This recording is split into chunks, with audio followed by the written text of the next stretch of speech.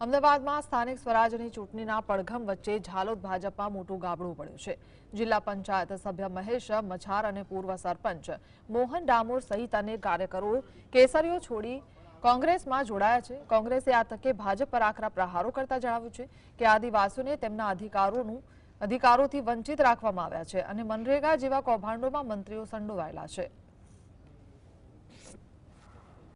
આદિવાસી સમાજના પાણી હોય, જમીન હોય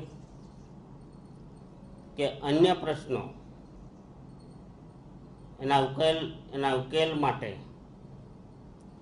મારા સમાજના પ્રશ્નોના સમાધાન માટે કોંગ્રેસ પાર્ટીની વિચારધારા સાથે જોડાઈ અને મારા સમાજના પ્રશ્નો દૂર કરવા માટે આજે હું ભાજપને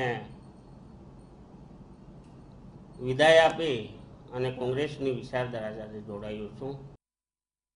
સમાજના યુવાન યુવતીઓ સાથે વડોદરા ખાતે એમના અધિકાર માટેનો સંવાદ કર્યો।